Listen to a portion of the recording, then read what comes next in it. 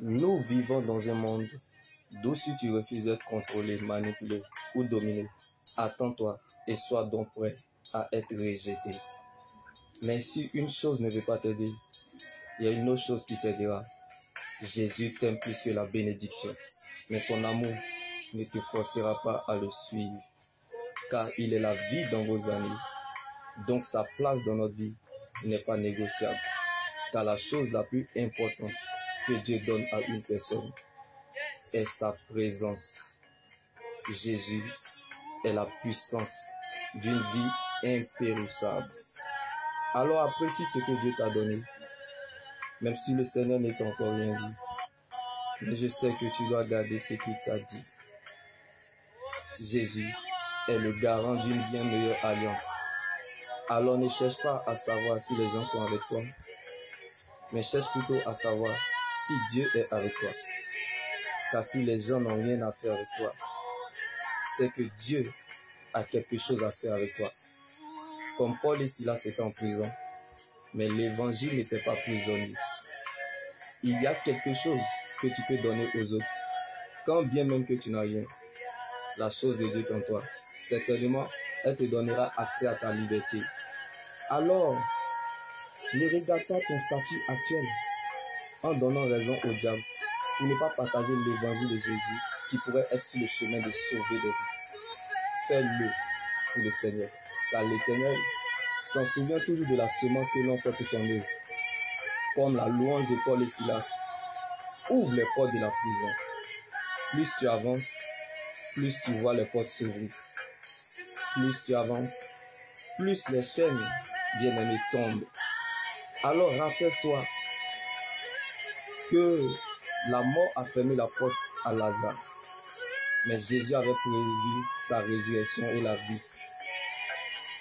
Donc, une porte fermée, on a deux faces. Une face de l'extérieur et une face de l'intérieur. La face de l'extérieur est plus grande que celle de l'intérieur. Donc prépare-toi, car bientôt, tu casseras la démarche dans le nom de Jésus-Christ. Laissez-les faire les premières parties du concert. Laissez-les regarder la fin du film. Et vous comprendrez, si vous jetez 3 billets de banque par terre avec toute votre force, ils tomberont sans faire du bruit. Mais si vous faites la même chose avec une pièce de monnaie, la pièce tombera en produisant du bruit. Comment réagis-tu quand quelqu'un te jette ou te rejette? Plus tu connais ta valeur, moins tu fais du bruit quand tu es rejeté. Christ a gardé le silence lorsque les Juifs l'ont rejeté et crucifié parce qu'ils connaissaient sa valeur. Faire du bruit, c'est maudit. Se venger, menacer, crier sur les personnes qui t'ont rejeté. Il y a des gens qui ont tellement envie de se faire exister, mais vous n'avez pas besoin du bruit pour être heureux. Ce genre de réaction n'est pas digne d'une personne de valeur. Car la sagesse, c'est aussi comprendre ce qui ne mérite pas notre réaction. Car l'action de Dieu est notre réaction. Le silence de Dieu attire le silence de l'homme. Car les grands combats se gagnent dans le secret. Donc ce que Dieu fait pour nous dans le secret est plus grand que ce que nous regardons ou traversons. Alors, ne laisse pas la douleur et la déception te pousser dans des réactions dévalorisantes. Si quelqu'un te jette sans motif légitime sur le chemin de la vie, ne réagis plus comme une pièce de monnaie, réagis comme un billet. Sois silencieux.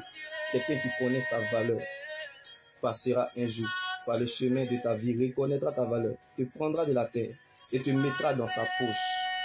Que le Seigneur console tous ceux qui souffrent dans le silence et qui ont été jetés injustement par des personnes qui les ont pris pour des déchets, alors qu'ils n'étaient que des biens en mauvais état. Car un bien en mauvais état peut facilement être confondu à un papier sale et inutile par quelqu'un qui a des troubles de vision. De même, certaines personnes te jetteront pas par méchanceté, mais parce qu'ils ont des troubles de vision. Dans tous les cas, garde silence, bénis-les et avance. Tu as de la valeur, bien-aimé. Quelqu'un qui est trop occupé à améliorer sa vie n'a pas le temps de combattre les autres. Il pense que vous ressemblerez à les cicatrices. Mais bien-aimé, la sagesse est aussi comprendre ce qui ne mérite pas notre réaction. Même si le Seigneur n'est encore rien dit, mais je sais que tu dois garder ce qu'il t'a dit. Bien-aimé, ne gaspille pas ton temps, ton énergie ou tes forces pour les gens qui ne croient pas en toi. Sinon, ils vont t'enterrer avant de te tuer.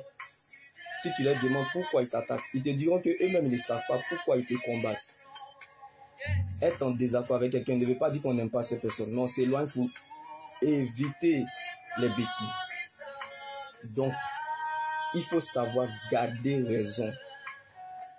Car la vraie joie dans le Seigneur Jésus ne dépend pas du confort, ni du climat extérieur, ni de ce qu'on a dans nos poches ou dans nos mains, mais de la présence de Dieu dans le corps de notre cœur. Donc, vaut mieux garder sa paix intérieure que de chercher sa raison. Alléluia. Parfois, il est bien de perdre le contrôle de la situation pour que Dieu prenne le contrôle de la situation.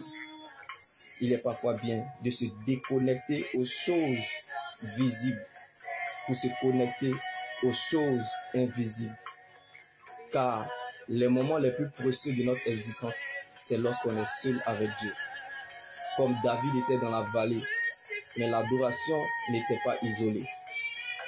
C'est dans l'adoration que se découvre la profondeur de notre victoire. Un jour sans adoration est un péché. Le désert révèle la valeur d'une personne. Et tes combats révèlent et dépendent de la valeur de ton étoile et est lié à la promesse de Dieu sur ta vie.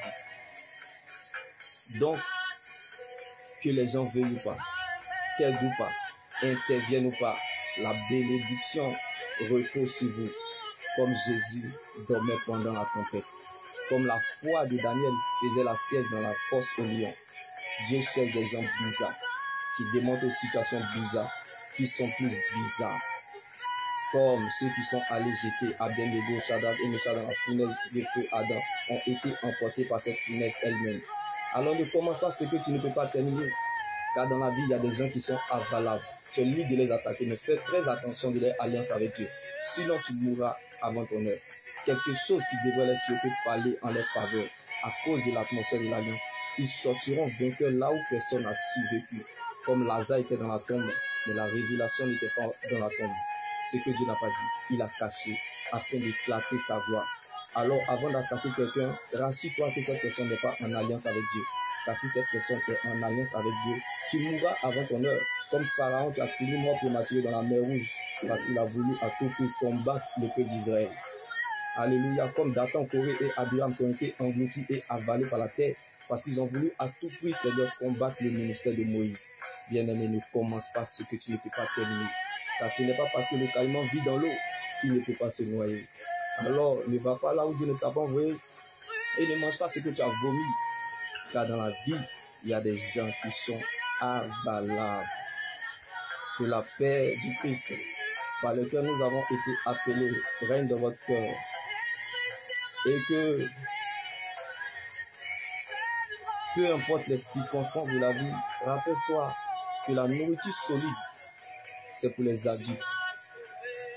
Ceux qui, en raison de leur expérience, ont le jugement exercé à discerner ce qui est bien et ce qui est mal. Alors, ne te laisse pas perturber ou impressionner par des paroles sans fondement.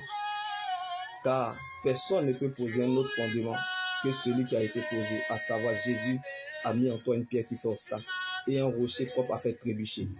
Alors, encore un peu de temps, on saura que l'Éternel est celui qui a rebâti ce qui est abattu, qui a planté ce qui était dévasté, qui a redressé ce qui était tortueux et qui a aplani l'endroit où le chemin rocailleux.